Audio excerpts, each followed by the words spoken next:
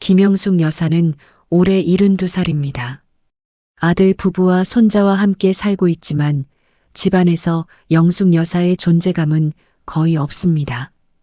며느리 수지는 시어머니를 마치 투명인간처럼 대합니다. 아침마다 영숙 여사는 새벽 5시에 일어나서 가족들의 아침밥을 준비합니다. 밥을 짓고 국을 끓이고 반찬을 3가지 이상 차립니다. 수진이 좋아하는 된장찌개를 끓이고 손자 민준이가 좋아하는 계란말이도 부칩니다. 아들 재훈이가 좋아하는 김치도 새로 담가서 식탁에 올립니다. 영숙 여사는 가족들이 맛있게 먹는 모습을 보는 것이 유일한 낙입니다. 하지만 며느리 수지는 아침상을 보면서도 고맙다는 말 한마디 없습니다. 오히려 불평만 합니다. 국이 짜다, 반찬이 맛없다, 밥이 질다, 매일 똑같은 메뉴라고 투덜댑니다. 영숙 여사는 그저 고개를 끄덕이며 다음에는 더 잘하겠다고 대답합니다. 수지는 시어머니의 대답에도 시큰둥한 표정으로 핸드폰만 봅니다. 재훈은 어머니와 아내 사이에서 아무 말도 하지 못합니다. 그저 빨리 밥을 먹고 회사로 출근할 생각만 합니다. 영숙 여사의 하루는 집안일로 가득 차 있습니다. 아침밥을 치우고 설거지를 하고 빨래를 돌리고 집안을 청소합니다. 수지는 집에서 일하지 않습니다. 수지는 전업주부지만 집안일은 모두 시어머니에게 맡깁니다. 수지는 친구들과 만나거나 카페에 가거나 쇼핑을 하며 시간을 보냅니다. 영숙 여사는 며느리가 나간 사이에 집 안 구석구석을 닦습니다. 거실 바닥을 닦고 화장실을 청소하고 창문을 닦습니다. 허리가 아프고 무릎이 시큰거리지만 쉬지 않습니다. 점심때가 되면 영숙 여사는 혼자 간단히 먹습니다. 아침에 남은 밥에 김치만 얹어서 먹습니다. 가끔은 라면을 끓여 먹기도 합니다. 수지는 점심은 밖에서 먹고 옵니다. 영숙 여사는 혼자 밥을 먹으면서 옛날 생각을 합니다. 젊었을 때는 이렇게 살지 않았습니다. 영숙 여사에게도 찬란했던 시절이 있었습니다. 하지만 그 시절은 이미 오래전 일이고 지금은 그저 며느리 눈치를 보며 사는 늙은 시어머니일 뿐입니다. 오후가 되면 영숙 여사는 손자 민준이를 학교에서 데려옵니다.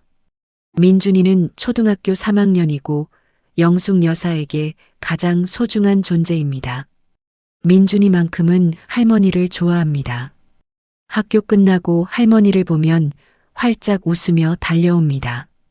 영숙 여사는 손자의 손을 잡고 집까지 걸어갑니다. 민준이는 학교에서 있었던 일들을 할머니에게 이야기합니다. 오늘 받은 시험 점수, 친구들과 놀았던 이야기, 급식 메뉴까지 세세하게 말합니다. 영숙 여사는 손자의 이야기를 하나하나 귀 기울여 듣습니다. 집에 돌아오면 민준이에게 간식을 챙겨줍니다. 직접 만든 호떡이나 붕어빵을 줍니다. 민준이는 할머니가 만든 간식을 좋아합니다. 영숙 여사는 손자가 맛있게 먹는 모습을 보면서 행복을 느낍니다. 이 순간만큼은 자신이 필요한 사람이라는 것을 느낍니다. 하지만 수진이 집에 돌아오면 분위기가 달라집니다. 수진은 민준이에게 간식을 너무 많이 먹였다고 화를 냅니다. 어머니, 아이한테 단 것 너무 많이 주시면 어떡해요? 요즘 애들 비만 문제 심각한 거 모르세요? 수진의 목소리는 차갑습니다. 영숙 여사는 미안하다고 사과합니다. 수진은 시어머니의 사과도 듣지 않고 민준이를 데리고 방으로 들어갑니다. 영숙 여사는 혼자 거실에 남아서 저녁 준비를 시작합니다. 오늘 저녁은 무엇을 해야 할까 고민합니다. 수진이 좋아하는 메뉴를 만들어야 불평을 덜 듣습니다. 저녁 준비를 하면서 영숙 여사는 자신의 인생을 되돌아봅니다. 젊었을 때는 이렇게 살 거라고 상상도 못했습니다. 영숙 여사는 대학을 졸업하고 좋은 직장에 다녔습니다. 당시에는 여자가 대학을 가는 것도 드물었고 직장을 다니는 것은 더욱 드물었습니다. 영숙 여사는 똑똑하고 유능한 직장인이었습니다. 회사에서 인정받았고 승진도 빨랐습니다. 하지만 결혼을 하고 아들을 낳으면서 모든 것을 포기했습니다. 남편은 사업을 한다고 했지만 번번이 실패했습니다. 영숙 여사는 남편의 사업 빚을 갚기 위해 열심히 일했습니다. 낮에는 회사에서 일하고 밤에는 부업을 했습니다. 아들 재훈이를 키우면서도 일손을 놓지 않았습니다.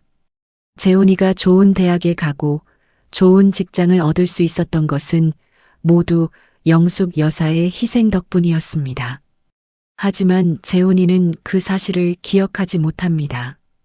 어머니가 얼마나 고생했는지, 얼마나 많은 것을 포기했는지 알지 못합니다. 저녁상을 차리고 가족들을 부릅니다. 재훈이와 수진이 그리고 민준이가 식탁에 앉습니다. 영숙 여사는 가족들이 먹는 동안 주방에서 설거지를 합니다. 가족들과 함께 식사하는 것도 이제는 허락되지 않습니다. 수진이 시어머니와 함께 밥 먹기 싫다고 했기 때문입니다. 영숙 여사는 가족들이 다 먹고 난 후에 혼자 남은 반찬으로 저녁을 먹습니다. 밤이 되면 영숙 여사는 작은 방에 들어갑니다. 원래는 재훈이 방이었지만 재훈이가 결혼하면서 수진과 함께 큰 방을 쓰게 되었습니다. 영숙 여사는 작은 방에서 혼자 잠을 잡니다. 방은 좁고 습기가 차지만 불평하지 않습니다. 이 집에서 살 수 있다는 것만으로도 감사해야 한다고 스스로에게 말합니다. 수진이 자주 양로원 이야기를 꺼내기 때문입니다. 잠자리에 들기 전 영숙 여사는 오래된 사진첩을 꺼내봅니다. 젊었을 때 사진들이 있습니다. 회사 유니폼을 입고 찍은 사진, 동료들과 함께 찍은 사진, 표창장을 받던 날의 사진들입니다. 사진 속의 영숙 여사는 자신감 넘치고 당당해 보입니다. 지금의 모습과는 너무나 다릅니다. 영숙 여사는 사진첩을 덮고 한숨을 쉽니다. 그때로 돌아갈 수는 없습니다. 이제는 그저 며느리 눈치 보며 사는 늙은 시어머니일 뿐입니다. 다음 날 아침 영숙 여사는 어제보다 더 일찍 일어났습니다. 새벽 4시 반에 눈을 뜨고 조용히 부엌으로 갔습니다. 오늘은 수진이 좋아하는 미역국을 끓이기로 했습니다. 어제 저녁에 수진이 미역국이 먹고 싶다고 했기 때문입니다. 영숙 여사는 전날 미리 사다 놓은 미역을 불려서 정성껏 국을 끓였습니다. 소고기도 넣고 참기름도 넉넉히 넣었습니다. 국물 맛을 보니 깊고 진했습니다. 이 정도면 수진도 만족할 거라고 생각했습니다. 밥상을 다 차리고 나서 영숙 여사는 가족들을 깨우러 갔습니다. 먼저 민준이 방에 들어가서 손자를 부드럽게 깨웠습니다. 민준이는 할머니를 보고 웃으며 일어났습니다. 학교 갈 준비를 도와주고 교복을 챙겨주었습니다. 그 다음에는 재훈이와 수진의 방문을 두드렸습니다. 조심스럽게 문을 열고 밥 먹으라고 말했습니다. 수진은 귀찮다는 듯이 대답했습니다. 식탁에 앉은 수진은 미역국을 한 숟가락 떠서 맛을 봤습니다. 그리고는 얼굴을 찌푸렸습니다. 어머니, 이거 짜지 않아요? 소금을 얼마나 넣으신 거예요? 영숙 여사는 당황했습니다. 분명히 간을 맞춰서 만들었는데 짜다는 말을 들으니 당황스러웠습니다. 미안해, 내가 다시 만들게. 다시 만들 시간이 어디 있어요. 그냥 먹어야죠. 수지는 불만스러운 표정으로 미역국을 먹었습니다. 재훈이는 아무 말 없이 밥만 먹었습니다. 민준이는 할머니를 보며 괜찮다는 듯이 웃어주었습니다. 영숙 여사는 주방에서 가족들이 먹는 모습을 지켜봤습니다. 마음이 무거웠습니다. 아무리 노력해도 며느리를 만족시킬 수 없다는 생각이 들었습니다. 아침을 먹고 재훈이가 출근하고 민준이가 학교에 가자 집 안에는 영숙 여사와 수진만 남았습니다. 수진은 거실 소파에 앉아서 핸드폰을 보고 있었습니다. 영숙 여사는 설거지를 하면서 며느리의 눈치를 살폈습니다. 수진이 언제 또 화를 낼지 몰라서 긴장했습니다. 설거지를 마치고 영숙 여사는 빨래를 돌렸습니다. 빨래가 다 돌아가는 동안 청소를 시작했습니다. 먼저 거실 바닥을 쓸고 닦았습니다. 무릎을 꿇고 바닥을 닦는데 무릎이 아팠습니다. 나이가 들어서 관절이 약해졌습니다. 하지만 쉴 수 없었습니다. 수진이 집이 더럽다고 불평할까봐 열심히 닦았습니다. 1시간쯤 청소를 하고 나니 온몸이 땀으로 젖었습니다. 영숙 여사는 잠시 쉬려고 소파에 앉으려 했습니다. 그런데 수진이 차가운 목소리로 말했습니다. 어머니, 쉬시려면 방에 가서 쉬세요. 거실은 제가 써야 해요. 영숙 여사는 고개를 끄덕이고 자기 방으로 들어갔습니다. 좁은 방에 앉아서 숨을 고르면서 마음이 아팠습니다. 자기 집인데도 편히 쉴 공간이 없다는 것이 서러웠습니다. 이 집은 원래 영숙 여사가 마련한 집이었습니다. 젊었을 때 열심히 일해서 번 돈으로 산 집이었습니다. 아들이 결혼할 때 이 집을 아들 명의로 넘겨주었습니다. 그때는 아들 부부가 잘 살기를 바라는 마음뿐이었습니다. 하지만 지금은 후회가 됩니다. 집을 넘겨주지 말았어야 했습니다. 그랬다면 적어도 며느리 눈치를 보지 않아도 됐을 것입니다. 하지만 이미 늦었습니다. 집은 아들 명의이고 며느리는 이 집의 주인처럼 행동합니다. 영숙 여사는 그저 얹혀 사는 늙은 시어머니일 뿐입니다.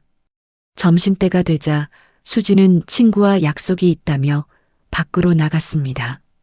영숙 여사는 혼자 남아서 라면을 끓여 먹었습니다. 라면을 먹으면서 눈물이 났습니다. 왜 이렇게 살아야 하는지 모르겠습니다. 평생 열심히 살았는데 노년에는 이렇게 외롭고 서럽게 살아야 하는지 이해할 수 없었습니다. 오후에는 손자 민준이를 데리러 학교에 갔습니다. 민준이를 보는 순간 마음이 조금 가벼워졌습니다. 손자만큼은 할머니를 사랑해 주니까요. 민준이와 손을 잡고 집으로 걸어오면서 영숙 여사는 웃을 수 있었습니다. 민준이가 학교에서 있었던 재미있는 이야기를 들려주었습니다. 집에 와서 민준이에게 간식을 주려고 하는데 수진이 먼저 돌아와 있었습니다. 수진은 영숙 여사를 보자마자 불쾌한 표정을 지었습니다. 어머니, 오늘 청소 제대로 하셨어요? 화장실에 머리카락 있던데요. 영숙 여사는 당황했습니다. 분명히 청소했는데 머리카락이 있었다니 실수한 것 같았습니다. 미안해, 내가 다시 청소할게. 맨날 미안하다고만 하시네요. 미안하다고 하지 말고 제대로 하세요. 수진의 말은 날카로웠습니다. 영숙 여사는 고개를 숙이고 화장실로 갔습니다. 무릎을 꿇고 화장실 바닥을 다시 닦았습니다. 눈물이 났지만 참았습니다. 며느리 앞에서 우는 모습을 보이고 싶지 않았습니다. 저녁 준비를 하면서 영숙 여사는 생각했습니다. 언제까지 이렇게 살아야 할까요? 며느리의 눈치를 보고 불평을 듣고 혼자 외롭게 밥을 먹는 삶이 언제까지 계속될까요? 하지만 다른 선택지가 없었습니다. 이 집을 나가면 갈 곳도 없고 손자도 볼 수 없습니다. 영숙 여사는 그저 참고 견디는 수밖에 없었습니다. 저녁을 먹고 나서 영숙 여사는 방에 들어가서 또 옛날 사진첩을 꺼내봤습니다. 젊었을 때의 사진을 보면서 위로를 받았습니다. 그때는 당당했고 자신감 넘쳤고 누구에게도 무시당하지 않았습니다. 영숙 여사는 사진 속의 자기 자신에게 말했습니다. 미안해요. 이렇게 됐어요. 주말이 되었습니다. 재훈이는 집에서 쉬고 있었고 수지는 거실에서 TV를 보고 있었습니다. 영숙 여사는 부엌에서 점심 준비를 하고 있었습니다. 민준이는 방에서 게임을 하고 있었습니다. 평범한 주말 오후였습니다. 그런데 수진이 갑자기 재훈에게 말했습니다. 여보, 우리 어머니 양로원 보내는 거 어때요? 영숙 여사는 부엌에서 그 말을 듣고 손이 멈췄습니다. 가슴이 철렁 내려앉았습니다. 양로원이라는 단어가 귀에 박혔습니다. 수지는 계속 말을 이어갔습니다. 요즘 좋은 양로원 많잖아요. 어머니도 또래 친구들 만나면 더 행복하실 거예요. 여기서 혼자 계시는 것보다 훨씬 나을 것 같은데요. 재훈이는 난처한 표정으로 대답했습니다. 그건 좀 어머니가 원하시면 모르겠지만 어머니가 원하시겠어요? 당연히 안 가시겠다고 하시겠죠. 하지만 우리도 생각해야죠. 우리 집도 좁고 민준이도 크는데 방이 필요하잖아요. 수진의 목소리는 단호했습니다. 영숙 여사는 숨을 참고 그 대화를 들었습니다. 양로원에 보내려는 이유가 공간 때문이라니 마음이 아팠습니다. 자신이 짐이 됐다는 것을 다시 한번 확인했습니다. 재훈이는 더 이상 대답하지 않았습니다. 영숙 여사는 점심 준비를 계속했지만 마음은 복잡했습니다. 양로원에 가고 싶지 않았습니다. 손자와 떨어지고 싶지 않았습니다. 하지만 며느리가 원한다면 어쩔 수 없을 것 같았습니다. 점심을 먹는 동안 식탁은 조용했습니다. 수지는 평소처럼 핸드폰을 보며 밥을 먹었고 재훈이는 아무 말 없이 밥을 먹었습니다. 민준이만 할머니를 보며 웃어주었습니다. 영숙 여사는 주방에서 혼자 밥을 먹으면서 눈물을 참았습니다. 점심을 먹고 나서 수진이 영숙 여사에게 말했습니다. 어머니, 다음 주에 양로원 한번 보러 가요. 요즘 시설 좋은 곳 많대요. 영숙 여사는 아무 대답도 할 수 없었습니다. 그저 고개를 끄덕이는 것밖에 할 수 없었습니다. 수지는 영숙 여사의 반응에 만족한 듯 다시 TV를 보러 갔습니다. 영숙 여사는 방으로 들어가서 문을 닫았습니다. 혼자 방에 앉아서 한참을 울었습니다. 평생 열심히 살았는데 이렇게 버려지는 것인가 하는 생각이 들었습니다. 아들을 위해 모든 것을 희생했는데 결국 양로원으로 보내지는 것인가 하는 서러움이 밀려왔습니다. 오후가 되자 민준이가 할머니 방으로 찾아왔습니다. 민준이는 할머니가 우는 것을 보고 놀랐습니다. 할머니, 왜 우세요? 영숙 여사는 얼른 눈물을 닦고 웃으려 했습니다. 아니야, 할머니 안 울었어. 그냥 눈이 좀 따가워서 그래. 할머니, 양로원 가시는 거예요? 민준이의 물음에 영숙 여사는 대답할 수 없었습니다. 민준이는 할머니를 꼭 안았습니다. 할머니, 가지 마세요. 저는 할머니 좋은데. 민준이의 말에 영숙 여사는 다시 눈물이 났습니다. 손자만큼은 자신을 사랑해 주는데 그것만으로도 감사했습니다. 영숙 여사는 민준이를 안으며 말했습니다. 할머니는 민준이가 제일 좋아. 그날 밤 영숙 여사는 잠을 이룰 수 없었습니다. 양로원에 가야 하는지 아니면 다른 방법이 있는지 고민했습니다. 하지만 뾰족한 수가 없었습니다. 며느리가 원하는 것을 거부할 수도 없고 그렇다고 이 집을 나갈 곳도 없었습니다. 다음 날 아침 영숙 여사는 평소처럼 일찍 일어나서 아침 준비를 했습니다. 하지만 마음은 무거웠습니다. 수지는 아침을 먹으면서도 양로원 이야기를 꺼냈습니다. 어머니, 제가 알아본 양로원 정말 좋대요. 시설도 깨끗하고 프로그램도 다양하대요. 어머니 같은 분들이 많이 계셔서 외롭지도 않을 거예요. 영숙 여사는 고개만 끄덕였습니다. 수진의 말을 듣고 있자니 정말 양로원이 좋은 곳처럼 느껴졌습니다. 하지만 영숙 여사는 알고 있었습니다. 양로원이 아무리 좋아도 가족과 함께하는 것만큼 좋을 수는 없다는 것을요. 며칠이 지나고 수지는 정말로 양로원을 알아보기 시작했습니다. 인터넷으로 검색하고 전화로 상담받고 방문 예약까지 했습니다. 영숙 여사는 그 모습을 지켜보면서 마음이 점점 무거워졌습니다. 정말 이곳을 떠나야 하는구나 하는 현실이 다가왔습니다. 영숙 여사에게 유일한 위로는 손자 민준이와 함께하는 시간이었습니다. 매일 오후 학교가 끝나면 민준이를 데리러 가는 것이 하루 중 가장 행복한 순간이었습니다.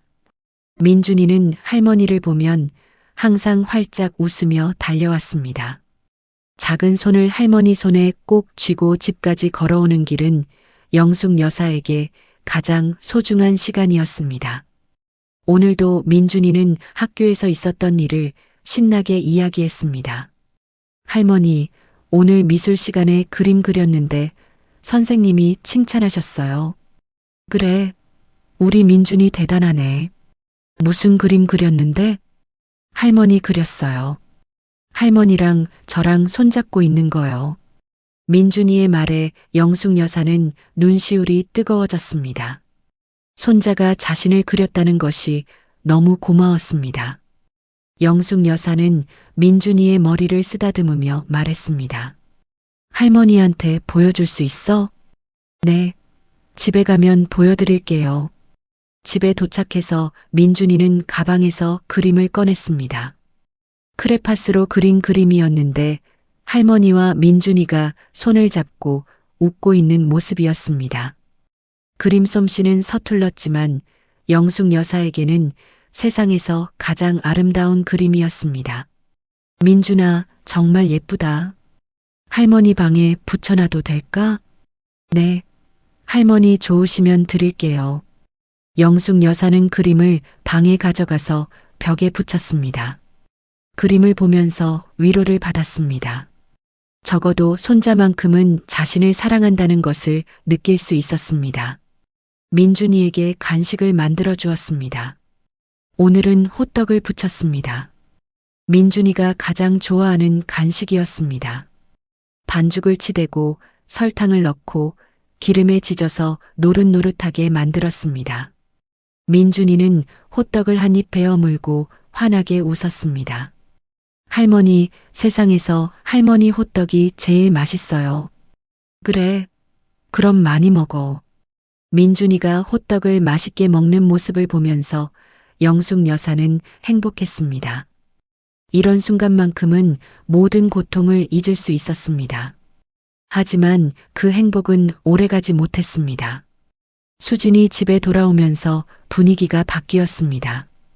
어머니, 또 민준이한테 호떡 주셨어요? 제가 담궈주지 말라고 했잖아요.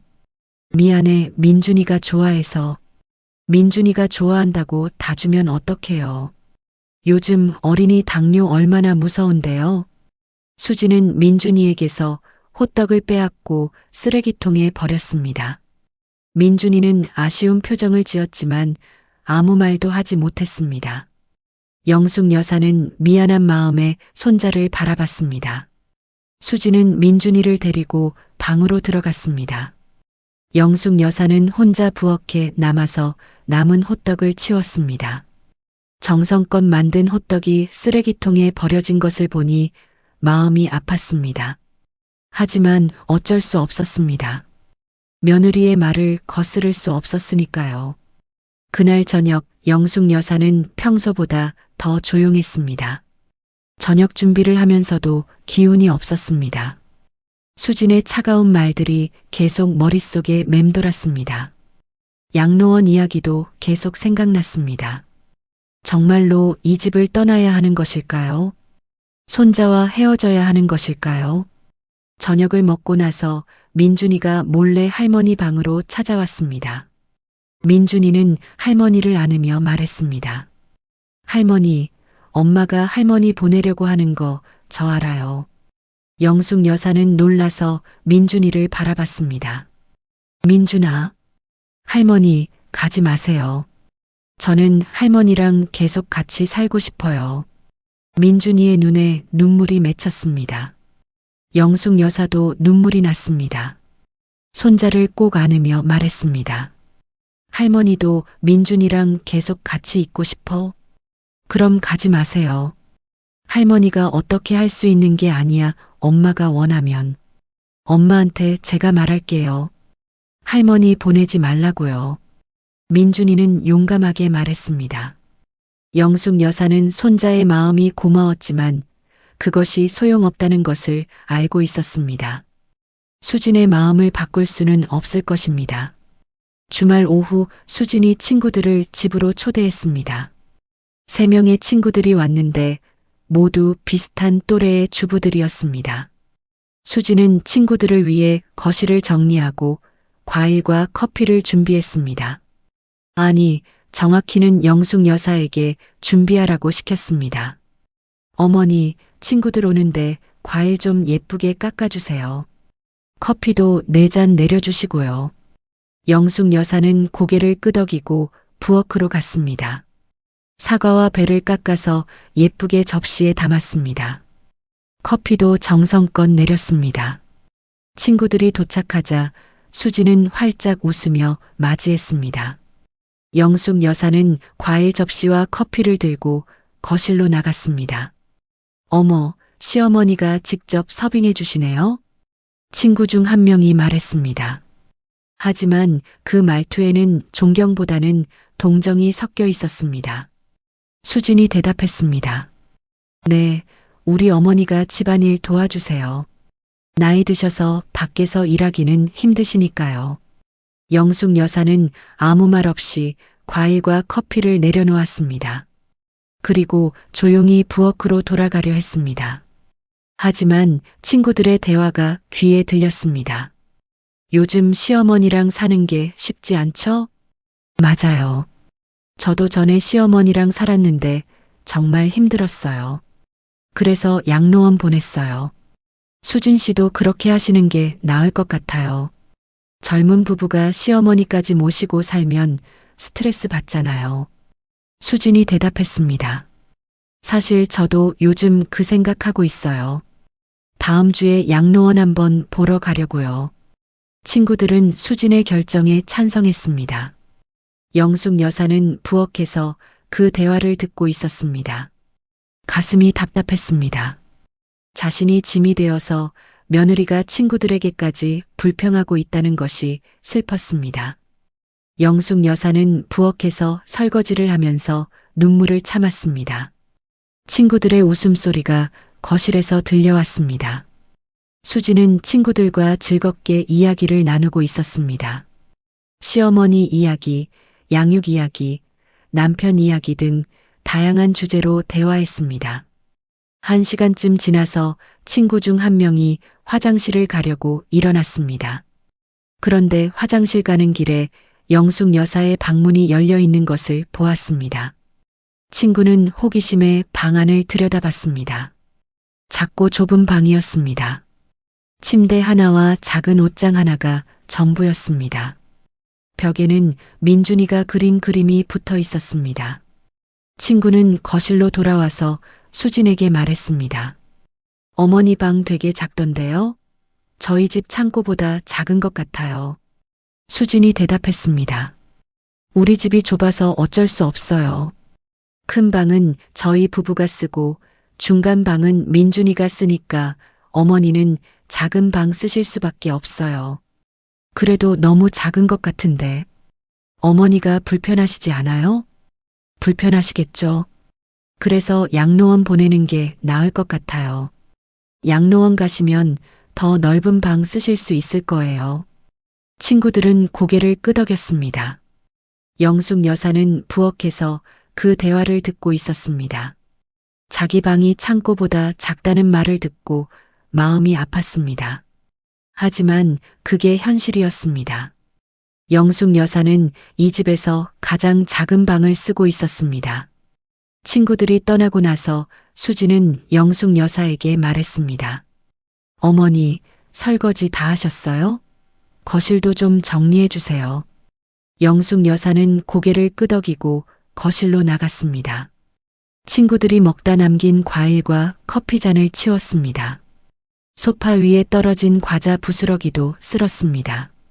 모든 것을 깨끗이 정리하고 나서야 자기 방으로 들어갈 수 있었습니다. 방에 누워서 영숙 여사는 천장을 바라봤습니다. 언제까지 이렇게 살아야 할까요? 며느리의 하녀처럼 살고 친구들에게까지 불평의 대상이 되는 삶이 언제까지 계속될까요? 영숙 여사는 한숨을 쉬었습니다. 벽에 붙어 있는 민준이의 그림을 봤습니다. 할머니와 손자가 손을 잡고 웃고 있는 그림. 그 그림을 보면서 영숙 여사는 조금 위로를 받았습니다. 적어도 손자만큼은 자신을 사랑한다는 것을 알 수 있었습니다. 그날 밤 영숙 여사는 오랜만에 옛날 일기장을 꺼내봤습니다. 젊었을 때 쓴 일기장이었습니다. 페이지를 넘기면서 옛 기억들이 떠올랐습니다. 회사에서 일하던 시절, 프로젝트를 성공시키고 표창을 받던 날, 승진하던 날의 기록들이 있었습니다. 일기장에는 이런 글이 적혀 있었습니다. 오늘 대형 프로젝트를 성공시켰다. 부장님께서 칭찬해 주셨고 회사에서 상도 받았다. 이렇게 열심히 일하는 이유는 가족을 위해서다. 아들 재훈이가 좋은 대학에 가고 좋은 직장을 얻을 수 있도록 돈을 벌어야 한다. 영숙 여사는 일기를 읽으면서 눈물이 났습니다. 그때는 미래를 위해 열심히 일했습니다. 아들을 위해 모든 것을 희생했습니다. 하지만 지금은 그 아들에게 짐이 되어 있습니다. 아들의 아내에게 무시당하고 양로원에 보내질 처지입니다. 영숙 여사는 일기장을 덮었습니다. 과거를 돌아보는 것이 더 슬프게 만들 뿐이었습니다. 차라리 현실을 받아들이는 것이 나을 것 같았습니다. 영숙 여사는 불을 끄고 잠자리에 들었습니다. 하지만 잠이 오지 않았습니다. 양로원에 가야 한다는 생각, 손자와 헤어져야 한다는 생각이 머릿속을 떠나지 않았습니다. 다음 날 아침 영숙 여사는 평소보다 더 일찍 일어났습니다. 잠을 제대로 못 자서 몸이 무거웠습니다. 하지만 아침 준비는 해야 했습니다. 부엌으로 가서 밥을 짓고 국을 끓였습니다. 오늘은 된장찌개를 끓였습니다. 재훈이가 좋아하는 메뉴였습니다. 아침상을 차리고 가족들을 깨웠습니다. 민준이는 할머니를 보고 웃었지만 수진은 여전히 무표정했습니다. 아침을 먹는 동안 수진이 말했습니다. 어머니, 목요일에 양로원 보러 가기로 했어요. 시간 괜찮으시죠? 영숙 여사는 고개를 끄덕일 수밖에 없었습니다. 거부할 수 없었습니다. 수진은 만족한 듯 고개를 끄덕이고 다시 핸드폰을 봤습니다. 민준이는 할머니를 걱정스럽게 바라봤습니다. 어린 손자도 상황을 이해하고 있었습니다. 할머니가 떠날 수도 있다는 것을요. 영숙 여사는 손자에게 괜찮다는 듯이 웃어 보였습니다. 하지만 마음속으로는 울고 있었습니다. 목요일이 되었습니다. 영숙 여사는 아침부터 긴장했습니다.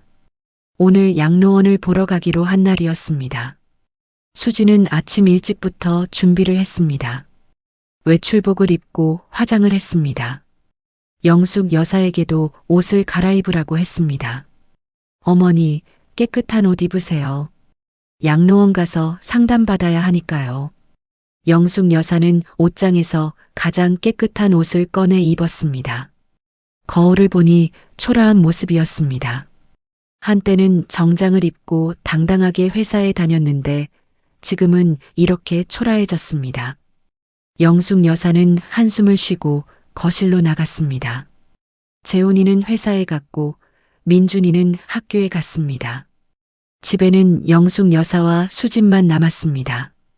수진은 차 키를 들고 말했습니다. 어머니, 출발해요. 두 사람은 차를 타고 양로원으로 향했습니다. 차 안은 조용했습니다. 수진은 운전하면서 핸드폰으로 음악을 틀었습니다.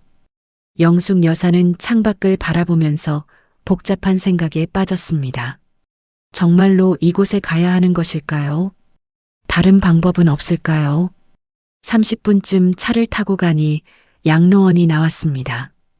건물은 깨끗하고 현대적이었습니다. 주차장도 넓었고 정원도 잘 가꾸어져 있었습니다. 외관만 보면 괜찮은 곳처럼 보였습니다. 하지만 영숙 여사에게는 감옥처럼 느껴졌습니다. 수진과 영숙 여사는 양로원 안으로 들어갔습니다. 로비는 깨끗했고 직원들은 친절했습니다. 상담실로 안내받아 들어가니 중년의 여성 상담사가 앉아 있었습니다. 상담사는 밝게 웃으며 두 사람을 맞이했습니다. 어서 오세요. 전화로 예약하신 분이시죠? 네, 맞아요.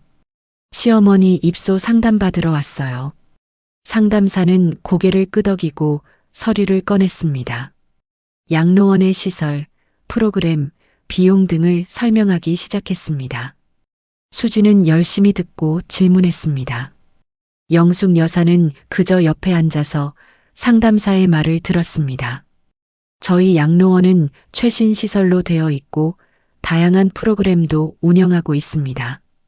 노래교실, 미술교실, 운동 프로그램 등이 있어요. 어르신들께서 지루하지 않게 지낼 수 있도록 신경 쓰고 있습니다. 수진이 물었습니다. 비용은 어떻게 되나요?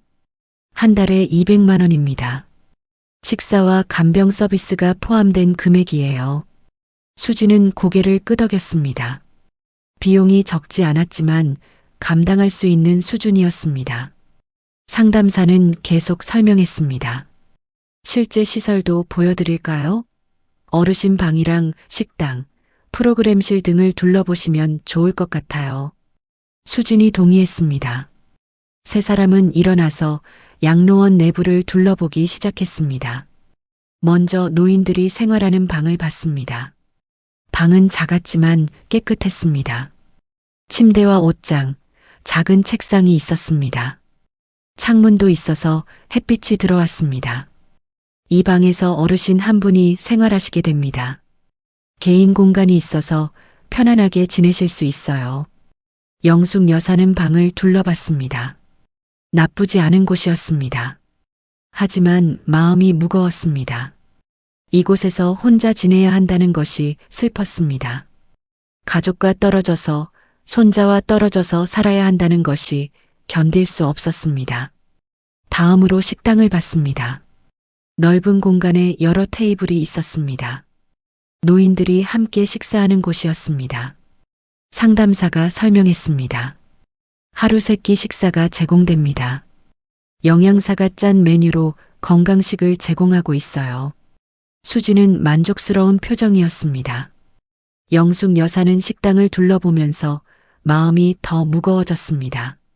낯선 사람들과 함께 밥을 먹어야 한다는 것이 두려웠습니다. 프로그램실도 둘러봤습니다. 노래교실이 진행되고 있었습니다. 여러 노인들이 앉아서 노래를 부르고 있었습니다. 상담사가 설명했습니다. 노래교실은 매주 화요일과 목요일에 진행됩니다. 어르신들께서 좋아하시는 옛날 노래를 부르시면서 즐거운 시간을 보내세요. 수진이 물었습니다. 어머니, 괜찮아 보이죠? 여기서 친구들도 사귀시고 프로그램도 참여하시면 좋을 것 같아요. 영숙 여사는 대답할 수 없었습니다. 그저 고개만 끄덕였습니다. 수지는 영숙 여사의 반응을 긍정으로 받아들였습니다. 시설을 다 둘러보고 나서 다시 상담실로 돌아왔습니다. 상담사가 물었습니다. 어떠세요? 마음에 드시나요? 수진이 대답했습니다. 네, 괜찮은 것 같아요. 입소는 언제쯤 가능한가요? 서류 준비하시면 바로 가능합니다. 빠르면 다음 주부터도 가능해요. 수지는 고개를 끄덕였습니다. 영숙 여사는 그 대화를 듣고 있었습니다. 다음 주부터 이곳에 와야 한다는 것이 현실로 다가왔습니다. 가슴이 답답했습니다. 상담을 마치고 양로원을 나왔습니다. 차를 타고 집으로 돌아오는 길 수진이 말했습니다. 어머니, 양로원 괜찮죠? 시설도 좋고 프로그램도 다양하고 어머니한테 좋을 것 같아요. 영숙 여사는 아무 대답도 하지 못했습니다. 수지는 영숙 여사의 침묵을 동의로 받아들였습니다. 집에 도착해서 영숙 여사는 바로 자기 방으로 들어갔습니다. 방문을 닫고 침대에 앉아서 눈물을 흘렸습니다. 정말로 떠나야 하는구나. 이 집을 떠나야 하고 손자와 헤어져야 하는구나. 영숙 여사는 한참을 울었습니다. 평생 열심히 살았는데 노년에는 이렇게 외롭게 살아야 하는 것이 억울했습니다. 벽에 붙어 있는 민준이의 그림을 봤습니다. 할머니와 손자가 손을 잡고 웃고 있는 그림. 그 그림을 보면서 영숙 여사는 더 슬펐습니다. 이제는 손자 손을 잡고 학교에서 집까지 걸어올 수 없습니다. 손자에게 간식을 만들어줄 수도 없습니다. 오후가 되어 민준이가 학교에서 돌아왔습니다. 민준이는 할머니 방으로 달려왔습니다. 할머니가 우는 것을 보고 민준이도 울먹였습니다. 할머니, 양로원 다녀오셨어요? 응. 거기 어땠어요? 괜찮은 곳이더라. 할머니, 정말 거기 가실 거예요? 영숙 여사는 대답할 수 없었습니다. 민준이를 안으며 눈물을 흘렸습니다. 민준이도 할머니를 꼭 안았습니다. 할머니, 가지 마세요. 저는 할머니랑 계속 같이 살고 싶어요. 할머니도 민준이랑 계속 같이 있고 싶어. 하지만 어쩔 수 없나 봐. 할머니와 손자는 한참을 안고 울었습니다. 그날 저녁 영숙 여사는 평소보다 더 조용했습니다. 저녁 준비를 하면서도 기운이 없었습니다. 수지는 저녁을 먹으면서 재훈에게 양로원 이야기를 했습니다. 여보, 오늘 양로원 다녀왔는데 괜찮더라. 다음 주부터 어머니 입소시키면 될 것 같아. 재훈이는 난처한 표정을 지었지만 아무 말도 하지 못했습니다. 영숙 여사는 부엌에서 그 대화를 듣고 있었습니다. 정말로 다음 주에 떠나야 하는구나. 현실이 다가왔습니다. 다음 날 영숙 여사는 장을 보러 시장에 갔습니다. 수진이 저녁 재료를 사오라고 시켰기 때문입니다. 오늘 저녁은 삼겹살을 구워 먹기로 했다며 고기와 채소를 사오라고 했습니다. 영숙 여사는 천천히 시장을 걸으면서 필요한 것들을 샀습니다. 채소 가게에서 상추와 깻잎을 샀고 정육점에서 삼겹살을 샀습니다. 마늘과 양파, 고추도 샀습니다. 장바구니가 무거웠지만 영숙 여사는 묵묵히 들고 걸었습니다. 시장을 걷다가 과일 가게 앞을 지나게 되었습니다. 민준이가 좋아하는 딸기가 진열되어 있었습니다. 영숙 여사는 잠시 망설이다가 딸기 한 팩을 샀습니다. 수진이 뭐라고 할지 몰랐지만 손자에게 주고 싶었습니다. 딸기를 장바구니에 넣고 계산을 마쳤습니다. 시장을 나와서 집으로 가려는데 누군가 영숙 여사를 불렀습니다. 영숙 씨? 김영숙 씨 맞죠? 영숙 여사는 고개를 돌려 목소리의 주인공을 봤습니다. 50대 후반으로 보이는 여성이 서 있었습니다. 단정한 옷차림에 자신감 넘치는 표정이었습니다. 영숙 여사는 그 얼굴을 자세히 봤습니다. 어디선가 본 듯한 얼굴이었습니다. 잠시 생각하다가 영숙 여사는 그 사람이 누구인지 알아봤습니다. 예전에 회사에서 함께 일했던 후배 정미였습니다. 정미야? 너 정미 맞지? 네. 선배님, 오랜만이에요. 두 사람은 반가워하며 악수했습니다. 정미는 영숙 여사를 자세히 봤습니다. 예전에 당당하고 자신감 넘치던 모습과는 많이 달라 보였습니다. 영숙 여사는 초라한 옷을 입고 있었고 무거운 장바구니를 들고 있었고 표정도 어두웠습니다. 정미는 마음이 아팠습니다. 그렇게 훌륭했던 선배가 이렇게 변했다니 안타까웠습니다. 선배님, 어떻게 지내세요? 정말 오랜만이에요. 한 20년 만인 것 같은데요. 응, 그래. 오래됐네. 너는 어떻게 지내? 저는 아직도 회사 다녀요. 지금은 이사까지 올랐어요. 다 선배님 덕분이에요. 선배님이 그때 저 많이 도와주셨잖아요. 정미는 영숙 여사를 진심으로 존경했습니다.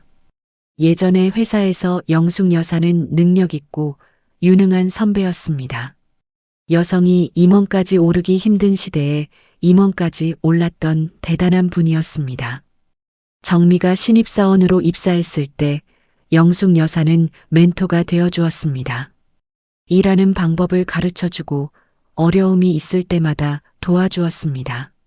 정미가 지금 이사까지 올라간 것도 영숙 여사의 가르침이 컸습니다. 정미는 영숙 여사가 무거운 장바구니를 들고 있는 것을 봤습니다. 장바구니에는 채소와 고기, 과일이 가득 들어 있었습니다. 선배님, 장 보셨어요? 무거우시겠는데. 응, 괜찮아. 집이 가까워. 선배님, 근처에 커피숍 갈까요? 오랜만에 만났는데 이야기 좀 해요. 제가 장바구니 들어드릴게요. 영숙 여사는 잠시 망설였습니다. 집에 일찍 돌아가서 저녁 준비를 해야 했습니다. 수진이 기다리고 있을 것입니다. 하지만 오랜만에 만난 사람과 이야기하고 싶은 마음도 있었습니다. 정미는 예전에 자신을 존경해주던 후배였습니다.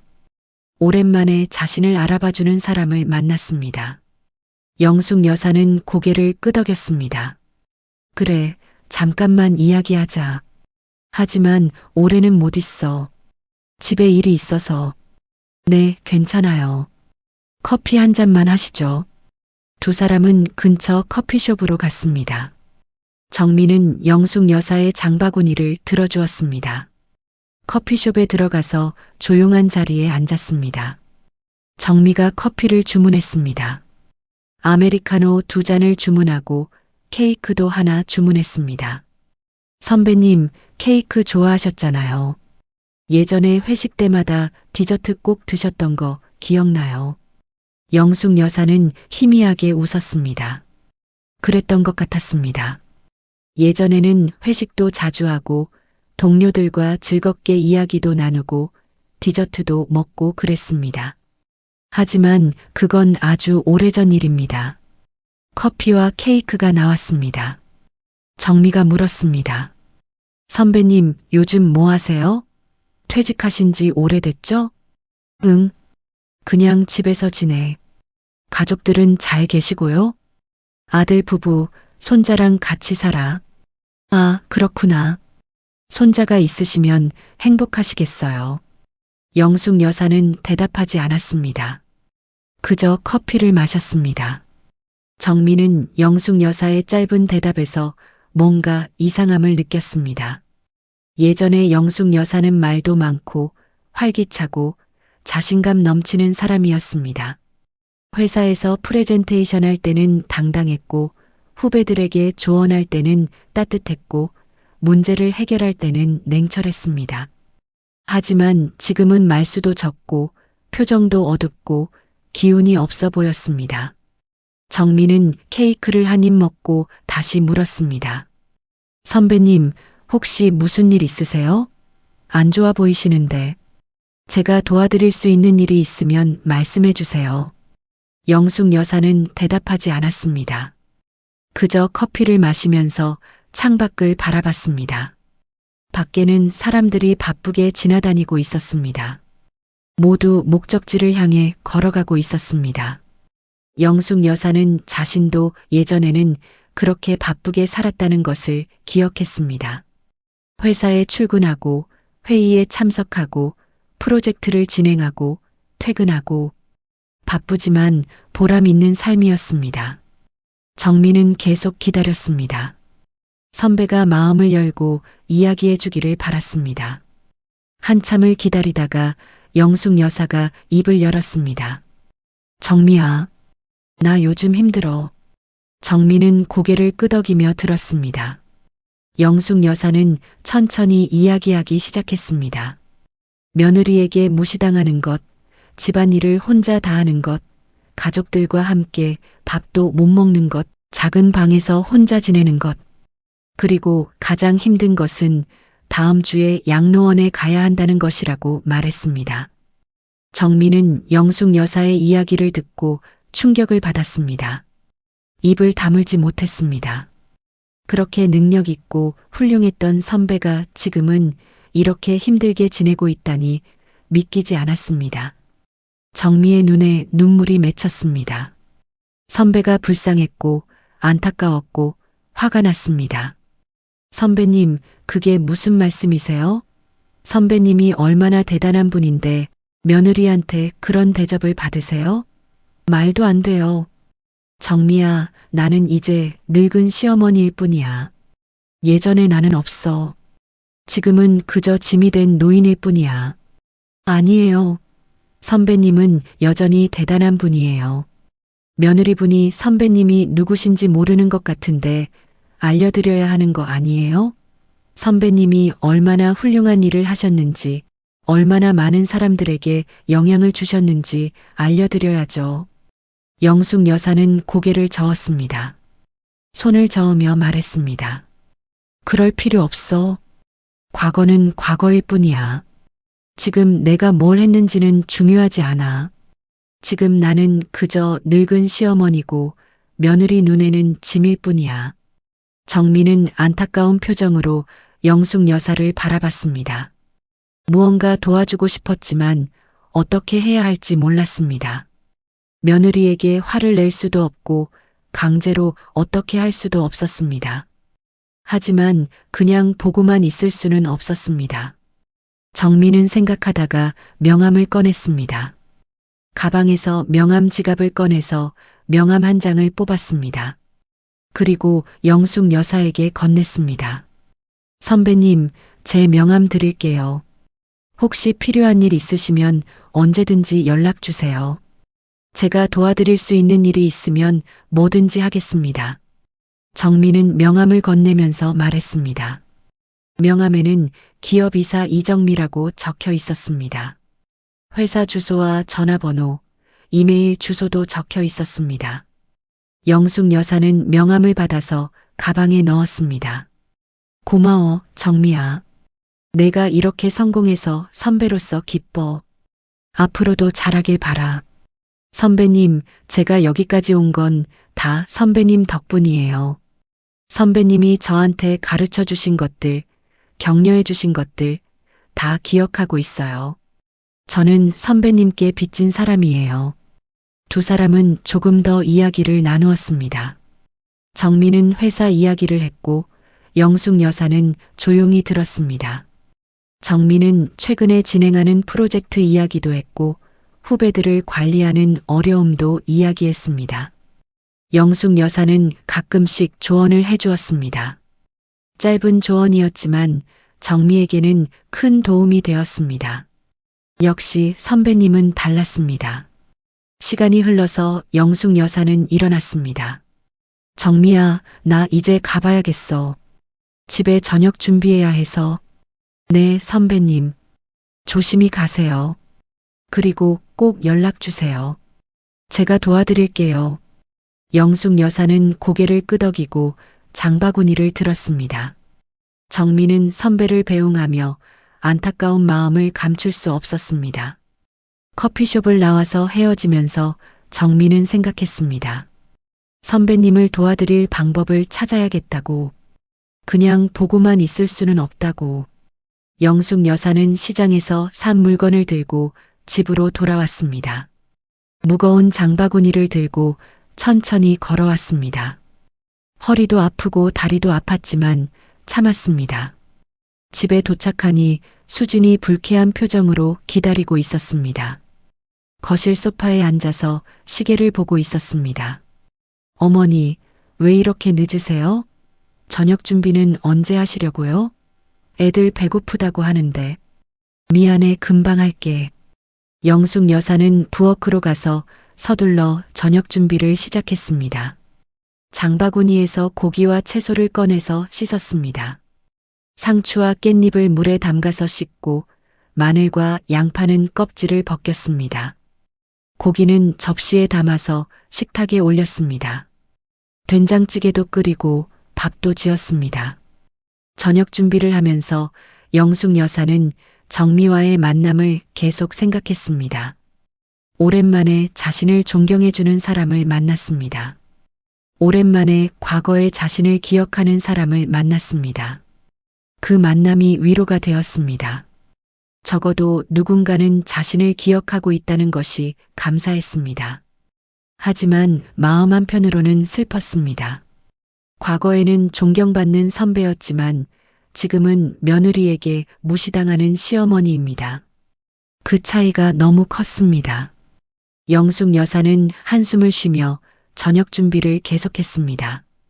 그날 밤 영숙 여사는 방에서 정미의 명함을 다시 꺼내봤습니다. 명함을 보면서 옛 생각이 났습니다. 자신도 한때는 회사에서 일하는 당당한 직장인이었습니다. 후배들에게 존경받는 선배였습니다. 명함도 있었고 직책도 있었고 자부심도 있었습니다.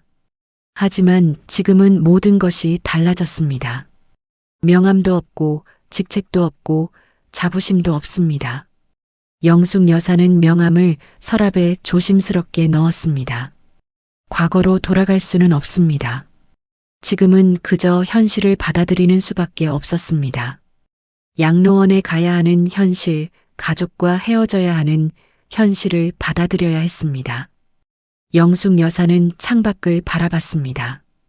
밤하늘에 별이 빛나고 있었습니다.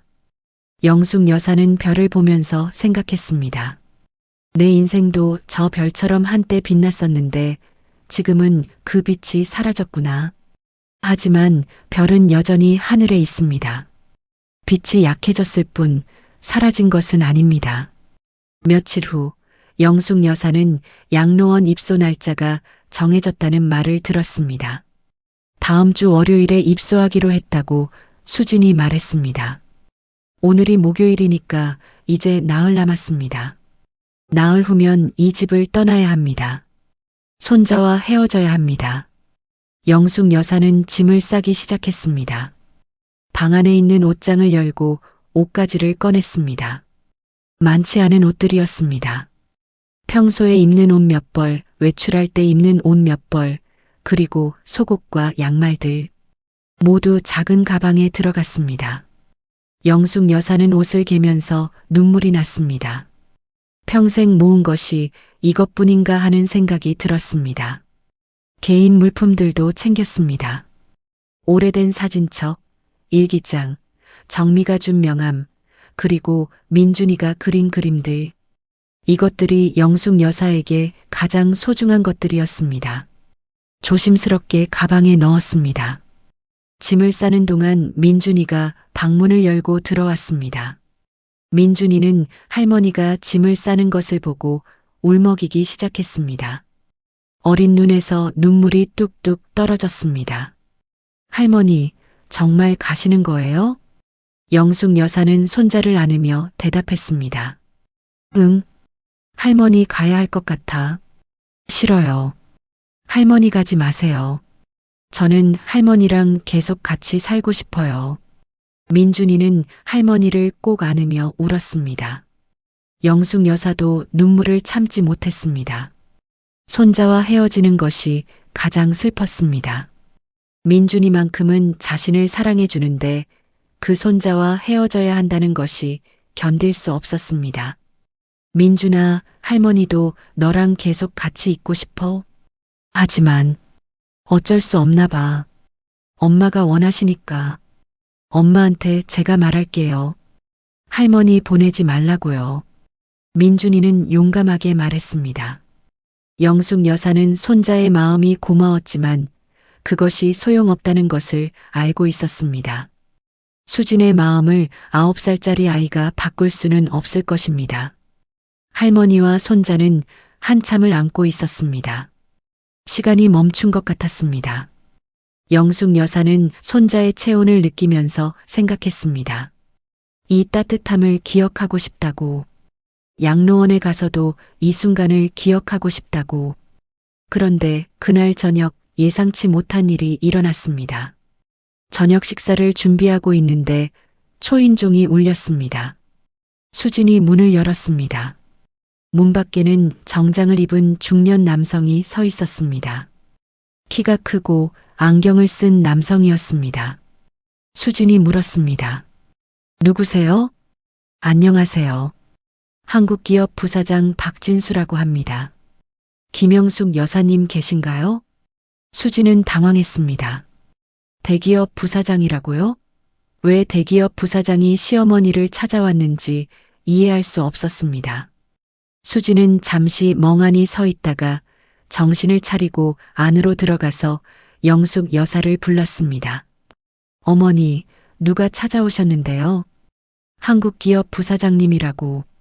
영숙 여사는 부엌에서 손을 씻고 거실로 나왔습니다. 현관 쪽을 보니 정장 입은 남성이 서 있었습니다. 영숙 여사는 그 남성을 보고 눈이 커졌습니다.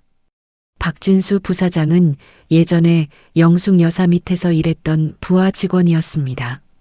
신입사원으로 들어와서 영숙 여사 팀에 배정되었고 영숙 여사가 직접 가르치고 훈련시켰습니다. 영숙 여사가 회사를 떠난 후 박진수는 계속 승진해서 지금은 부사장까지 올랐습니다. 진수야? 너 진수 맞지? 예, 선배님. 오랜만입니다. 박진수는 공손하게 인사했습니다. 깊이 고개를 숙였습니다. 수지는 그 장면을 보고 더 당황했습니다. 대기업 부사장이 시어머니를 선배님이라고 부르다니 이해할 수 없었습니다. 재훈이도 거실에서 그 장면을 봤습니다. 아들도 놀란 표정이었습니다. 선배님, 안에 들어가서 이야기해도 될까요? 응, 그래. 들어와. 박진수는 신발을 벗고 집 안으로 들어왔습니다. 거실 소파에 앉았습니다. 영숙 여사도 소파에 앉았습니다. 수진과 재훈이는 어떻게 해야 할지 몰라서 그냥 서 있었습니다. 박진수가 말을 시작했습니다. 선배님, 오늘 이정미 이사한테 연락을 받았습니다. 선배님을 우연히 만났는데 요즘 힘든 시간을 보내신다고 들었습니다. 영숙 여사는 고개를 끄덕였습니다. 정미가 박진수에게 연락한 것 같았습니다. 박진수는 계속 말했습니다. 선배님, 정미 이사한테 들었습니다. 선배님이 양로원에 가신다고요. 그 말을 듣고 저는 믿을 수가 없었습니다. 선배님 같은 분이 양로원에 가신다니 말도 안 됩니다. 수진과 재훈이는 그 대화를 듣고 있었습니다. 점점 더 혼란스러워졌습니다. 시어머니가 대체 어떤 분이길래 대기업 부사장이 이렇게 찾아오는 것일까요? 박진수는 말을 이어갔습니다. 선배님, 제가 오늘 온 이유는 선배님께 부탁드릴 것이 있어서입니다. 저희 회사에서 시니어 컨설턴트를 찾고 있습니다. 선배님처럼 경험 많고 능력 있으신 분이 필요합니다. 경영진 미팅에도 참여하시고 젊은 직원들한테 멘토링도 해주시면 감사하겠습니다. 영숙 여사는 놀랐습니다. 자신에게 일자리를 제안하다니 예상하지 못한 일이었습니다. 영숙 여사는 손을 저으며 말했습니다. 진수야, 나는 이제 늙었어. 70이 넘었는데 무슨 일을 해? 젊은 사람들도 많은데. 아닙니다, 선배님. 나이는 중요하지 않습니다. 선배님의 경험과 지혜가 필요합니다.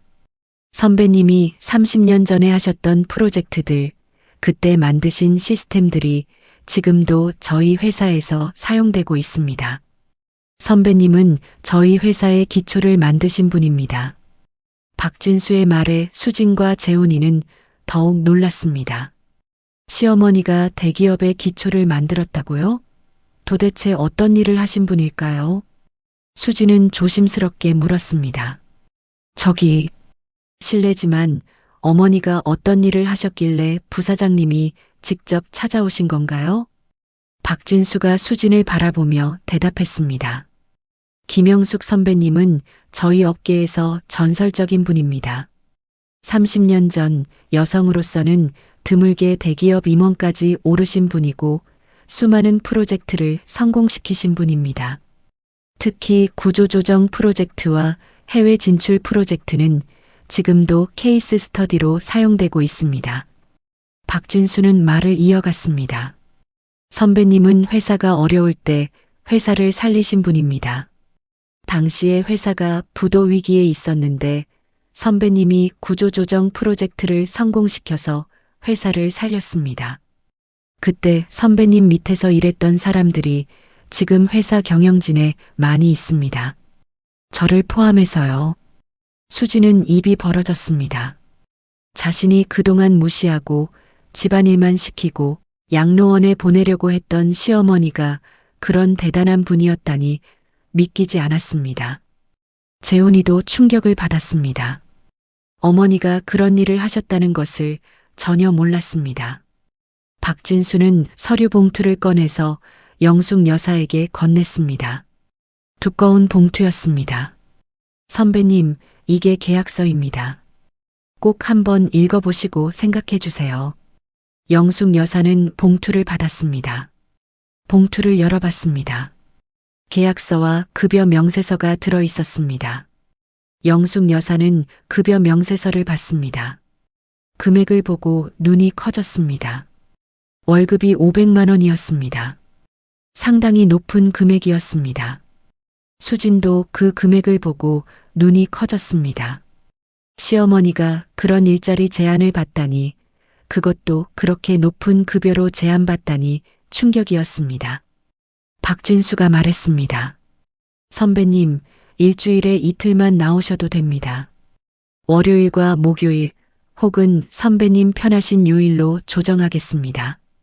시간도 오전 10시부터 오후 3시까지 5시간만 일하시면 됩니다. 점심 식사도 제공되고 교통비도 지원됩니다. 박진수는 말을 이어갔습니다. 선배님께서 하실 일은 경영 컨설팅입니다. 저희 경영진 미팅에 참여하셔서 조언해 주시고 중요한 의사결정에 도움 주시면 됩니다. 그리고 젊은 직원들한테 멘토링도 부탁드립니다. 선배님의 경험을 후배들한테 전수해 주시면 감사하겠습니다. 영숙 여사는 계약서를 보면서 마음이 흔들렸습니다. 일을 하고 싶었습니다. 다시 사회에 나가고 싶었습니다. 양로원에 가는 것보다 훨씬 나은 선택 같았습니다. 하지만 가족들 생각이 났습니다. 며느리가 허락할까요? 아들은 뭐라고 할까요? 박진수가 말했습니다. 선배님, 꼭 생각해 보시고 연락 주세요. 제 명함 드리겠습니다. 박진수는 명함을 꺼내서 영숙 여사에게 건넸습니다. 그리고 수진과 재훈에게도 인사했습니다. 선배님 가족분들께도 부탁드립니다. 선배님 같은 분이 양로원에 가시면 안 됩니다. 선배님은 아직도 사회에 필요한 분이십니다. 부디 일할 수 있게 도와주세요. 박진수는 정중하게 인사하고 돌아갔습니다. 거실에는 영숙 여사와 수진, 재훈이만 남았습니다. 잠시 침묵이 흘렀습니다. 아무도 말을 하지 못했습니다. 재훈이가 먼저 입을 열었습니다. 어머니, 정말 그런 일을 하셨어요? 영숙 여사는 고개를 끄덕였습니다. 응, 오래전 일이야. 지금은 의미 없어. 아니에요. 의미 있어요. 어머니가 그렇게 대단한 분이셨다니. 저희가 몰랐습니다. 어머니, 죄송합니다. 재훈이는 어머니를 새롭게 바라봤습니다. 평생 알고 지낸 어머니였지만 어머니가 어떤 일을 했는지 전혀 몰랐습니다. 어머니가 얼마나 대단한 분인지 몰랐습니다. 수진도 복잡한 표정으로 시어머니를 바라봤습니다. 평소 무시하던 시어머니가 실은 대단한 사람이었다는 것을 알게 되었습니다. 수진은 부끄러웠고 미안했고 후회했습니다. 박진수 부사장이 돌아간 후 거실에는 무거운 침묵이 흘렀습니다. 수진은 소파에 앉아서 계약서 봉투를 바라보고 있었습니다. 500만 원이라는 급여 금액이 머릿속에서 계속 떠올라 놓이지 않았습니다. 재훈이도 말이 없었습니다. 그때 영숙 여사가 입을 열었습니다. 평소와 달리 목소리가 떨리지 않았습니다. 수진아. 네. 수진은 불안한 마음으로 고개를 들었습니다. 영숙 여사의 눈은 평소와 달랐습니다. 오히려 그 눈 안에는 20년 넘게 숨겨왔던 당당함이 있었습니다. 지금까지 나한테 했던 일들 다 기억해? 수지는 고개를 끄덕였습니다. 영숙 여사는 하나하나 꺼내놓기 시작했습니다. 아침 밥하고 설거지하고 청소하고 빨래하고 반찬이 맛없다, 짜다, 밥이 질다. 매일 그런 말 듣고 살았어. 가족과 함께 밥도 못 먹고 거실에도 앉지 못하고 작은 방에서 혼자 밥 먹고 살았어. 영숙 여사의 목소리는 단조로웠지만 그 단조로움 안에 오히려 더 무거운 게 있었습니다. 그냥 화가 난 것이 아니었습니다. 오랫동안 참았던 것이 차분하게 쏟아지는 것이었습니다. 그리고 양로원, 짐이라고 했잖아. 친구들한테 불평하고 내 방을 창고보다 작다고 했잖아. 수지는 눈을 피했습니다. 재훈이도 고개를 숙였습니다. 수진아, 이 집은 내가 마련해서 아들한테 결혼 선물로 줬어. 그런데 이제는 내가 이 집에서 가장 작은 방을 쓰고 있잖아. 영숙 여사는 잠시 멈추고 재훈이를 바라보며 말했습니다. 재훈아, 너 좋은 대학에 갔던 거, 좋은 직장에 들어간 거, 다 내가 벌어서 했어. 낮에는 회사에서 일하고, 밤에는 부업하고, 그렇게 번 돈으로 너를 키웠어. 재훈이의 눈이 빠래졌습니다. 어머니가 이런 말을 직접 하는 것은 평생 처음이었습니다. 지금까지 한 번도 이런 말 안 했었어. 왜냐하면 내가 원해서 했으니까. 그냥 마음 한편에서 놓으려고 했었어. 하지만 수진아, 오늘은 말할게. 영숙 여사는 며느리를 똑바로 바라보며 단호하게 말했습니다. 나는 짐이 아니야. 거실이 한순간 멈춰버린 것 같았습니다. 수지는 소파에서 내려와서 영숙 여사 앞에 무릎을 꿇었습니다. 두 손을 모으고 깊이 고개를 숙였습니다. 눈물이 뚝뚝 떨어져서 바닥이 젖었습니다. 어머니, 죄송합니다. 정말 죄송합니다. 저는 어머니가 그냥 늙은 시어머니라고만 생각했습니다. 어머니가 이런 분이신 줄 정말 몰랐습니다. 영숙 여사는 며느리의 머리를 내려다봤습니다. 그리고 천천히 아주 차분하게 말했습니다. 수진아, 지금 내가 하는 말이 뭐야? 내가 대기업 임원이었기 때문에 사과하는 거야? 그럼 내가 그냥 평범한 주부였다면? 그때는 그런 대접이 괜찮아서 사과도 안 했어도 되는 건가? 수지는 고개를 들지 못했습니다. 대답할 수가 없었습니다. 나한테 밥하고 설거지하고 청소하라고 시킨 건 내가 임원이었기 때문이 아니라 내가 시어머니기 때문이었잖아.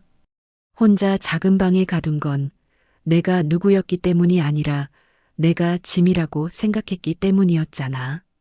그건 내가 대단한 분이든 아니든 달라지는 게 아니야. 영숙 여사의 목소리는 떨리지 않았습니다. 수진아, 사과는 내가 대단한 사람이기 때문이 아니야. 내가 사람이기 때문이야. 그 한마디가 거실에 무거이 떨어졌습니다. 수지는 눈물을 더 많이 흘렸습니다. 평소에 시어머니한테 깎아내리던 수진이 이제는 말문이 막혔습니다. 아무것도 반박할 수가 없었습니다. 몰랐던 거 어쩔 수 없지. 하지만 수진아, 모르면 물어볼 수 있었잖아. 나한테 단 한 번이라도 어머니는 어떤 분이세요? 라고 물어본 적 있었어? 수지는 고개를 들지 못했습니다. 답은 뻔했습니다. 한 번도 없었습니다. 영숙 여사는 잠시 침묵을 지키다가 말했습니다. 앞으로는 달라져야 해. 그리고 나는 이제 일할 거야. 박 부사장 제안 받아들일 거야. 네, 어머니. 당연히 그러셔야죠. 그럼 집안일은 내가 해야 해. 네, 제가 하겠습니다. 꼭. 영숙 여사는 며느리를 바라보며 한마디 더 했습니다. 그리고 수진아, 한 가지만. 네, 앞으로 우리 같이 밥 먹자. 나 더 이상 혼자 먹지 않아. 수진은 눈물을 닦으며 고개를 끄덕였습니다. 그 말이 수진에게 가장 아팠습니다. 평소에 시어머니를 식탁에서 밀어내고 혼자 부엌에서 밥 먹게 했던 것이 떠올랐습니다. 그날 밤 영숙 여사는 오래된 사진첩을 꺼냈습니다. 젊었을 때의 사진들을 보면서 처음으로 웃었습니다. 사실 아무것도 달라진 것은 없었습니다. 영숙 여사는 여전히 강하였고 여전히 가치가 있었습니다. 그냥 오랫동안 잠들었던 것뿐이었습니다. 월요일 아침 영숙 여사는 오랜만에 정장을 입었습니다. 거울 앞에 서서 자신을 바라봤습니다. 당당한 눈빛이 돌아왔습니다. 현관에서 신발을 신는데 수진이 나왔습니다. 도시락을 손에 들고 있었습니다. 어머니, 도시락 쌌어요. 고마워. 조심히 다녀오세요. 영숙 여사는 도시락을 받고 집을 나섰습니다. 아침 햇살이 따뜻하게 비었습니다. 영숙 여사는 당당하게 걸었습니다. 지금부터가 진짜 시작이었습니다.